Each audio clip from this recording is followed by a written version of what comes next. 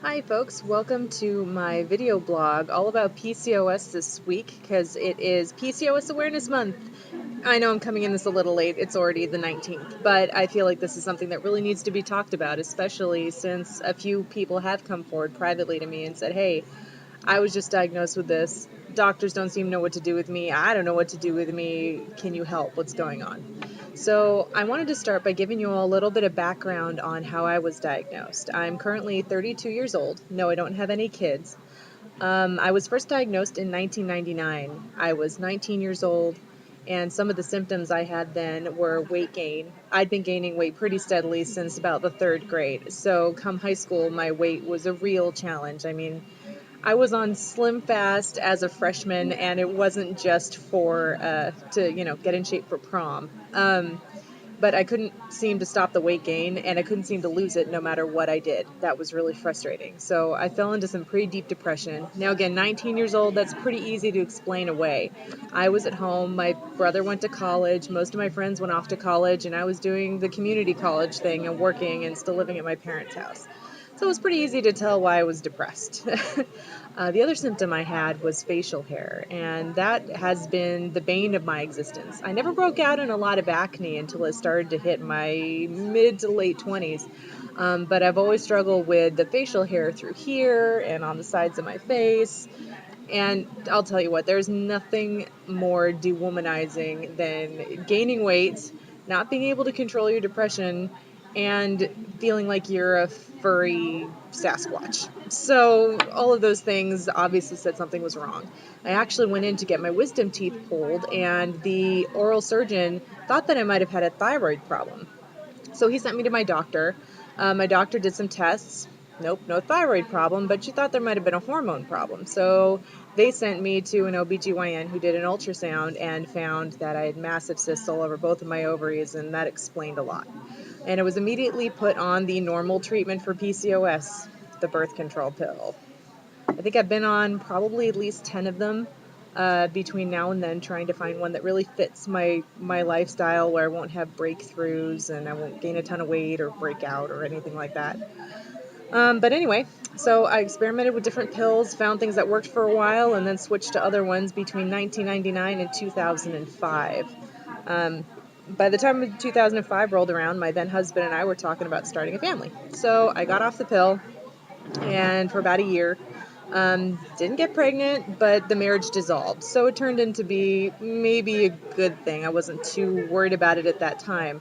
A little extra background, I'm adopted, and I've always wanted to adopt.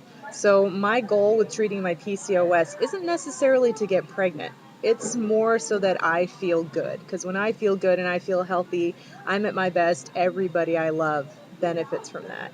When I'm feeling down in the dumps and I can't seem to pull myself out of it, everyone I love gets hurt by that, even though they try to be there to support me. So my goal is to feel good consistently, and the treatments I go by are the ones that help me get to that point. Anyway, so that brings us up to 2005. I tried to stay off the pill for about 2 years in that interim period, but you know what? Every single symptom returned. Let's see. And on top of that, I was having really a lot of trouble concentrating. So between the depression and the facial hair and the weight gain and difficulty concentrating, I was less than the ideal employee and less than the ideal person to be around. So that was really a challenging time. And that's when I realized, wait a minute, all these things seem to be linked to when I got off of that. So I got back on it and I readjusted, and come 2010, they found a tumor also growing in one of my ovaries. So they took that ovary out completely. The other one looked pretty clean. So you'd think, hey, cured PCOS, right? Just take it out. Not true. It is a systemic disorder, and I can clearly say that taking out the one that seemed to be the worst hasn't fixed any of the symptoms at all. But please don't take that as discouragement. Just don't rush into surgery for something that really isn't going to fix the overall problem here. So after that surgery in 2010, got back on the pill and everything was great. My now husband and I are recently talking about expanding our family. So I got off of the pill, and it's only been a few months, and I am unfortunately reporting every single symptom has returned. I'm having trouble with my weight. I gained about 15 pounds as soon as I got off of the pill. And I've been logging all my food, so it's very little and due to diet. I also work out 5 times a week doing Zumba, which is high intensity. And yeah, there's been slow changes, a few pounds here or there, but that's about it. The mood swings, I'm better at understanding that I'm having a mood swing and keeping it under control, but it's getting harder and harder to be cognitive of that and make that distinction. Memory loss, immediate memory loss is my worst part. People say that this isn't a symptom of PCOS, but I beg to differ. If you've ever met someone who's pregnant, you've heard of pregnancy brain, which means you can't really remember anything that's going on. Well, unfortunately, that's been one of my symptoms, is that I will not remember what I said 10 minutes ago sometimes, and clearly it's a complete blank slate. It's not like someone reminds me and it comes back. It's just gone. Which at 32 years old is a little disconcerting. But I remember I had the exact same problem when I got off of the pill back in 2005. So this isn't that new to me, so at least I understand what's going on now. For people who think that PCOS is only an infertility problem, I have to disagree with you. This is something that affects you every day of your life, whether you want to get pregnant or not. Anyone who's not affected by depression or troubles with any body image, all women have body images, all people have body image problems. But it's just expanded 10 times more when you can't help but gain weight and when you have to get your face waxed a couple of times a month. I mean, it's everything we're taught that a woman isn't, basically. So it can be really tough and really challenging. So again, my goal with these blogs is to share things that I've done that help me feel normal, and to sort of show you how my journey's gone, how it's been, answer any questions I get through email or comments or Facebook. You can Facebook me at JAY Humane.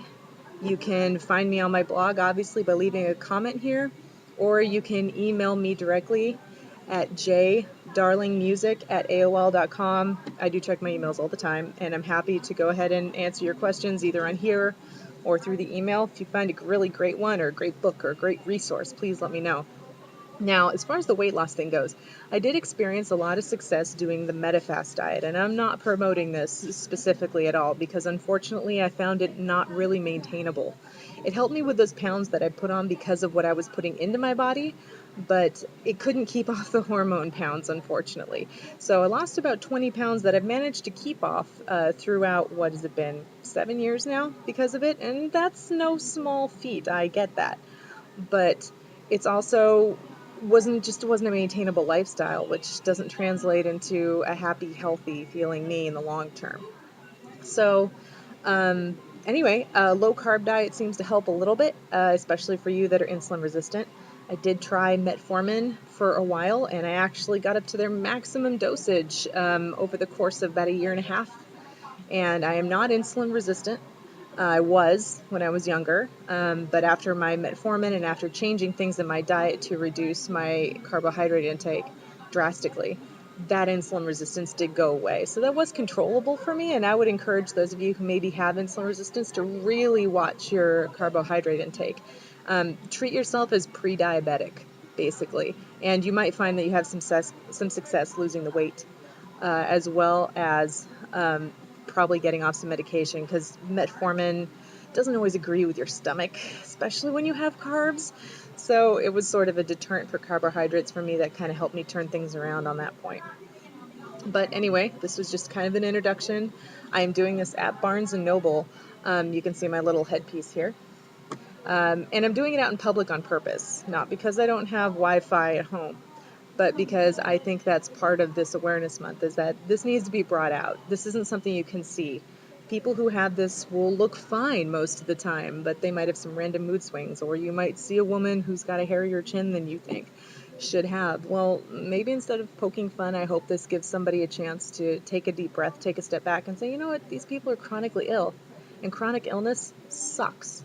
I don't care whether it's diabetes or anything like that. It's chronic illness is awful, and PCOS is a chronic illness. Now, as a PCOS patient, I have to say, one of the first things I realized once I went through the mourning process, which is completely normal for any woman diagnosed with any fertility issues, once I went through that process, I realized that I have two choices. I can let this define who I am, I'm a PCOS patient, that's all that I am. Or I can decide that it's just part of my life. It's part of my journey. And it's got some purpose behind it. I don't know what it is. Kind of excited to find out eventually. Haven't quite figured it out yet, but you never know. And maybe the purpose is just to open the discussion with other women who are suffering from this. Unfortunately, women's medicine, I even work in the medical field, is largely still in the dark ages when it comes to things like this that are just systemic. It affects your endocrine system. It's not a fun thing to have to endure. So where am I at now? I'm 32 years old. I have been off of all of my treatment since June, and no, not pregnant. But that's okay. As I said, from the moment I went through the mourning process, I was prepared for whatever happens. So not pregnant, but my acne is completely coming back. It's hard to catch on this camera because the lighting in here is a little nice to that part. I get my face waxed once every 2 weeks or once every 3 weeks because of noticeable facial hair here and here and here. And my eyebrows too, but this is a little bit more socially acceptable. So, and the weight, the weight's been a challenge, probably will always be a challenge, but it's not one I'm bound to give up on. I go to Zumba 5 times a week. I do the elliptical in the gym. I go for walks. I find ways to stay active, and I log all of my food. I currently use myfitnesscal.com. If you're interested, I can post my username. You can follow my diary. It's wide open, so you can see my good days and my bad days. Yes, I have both.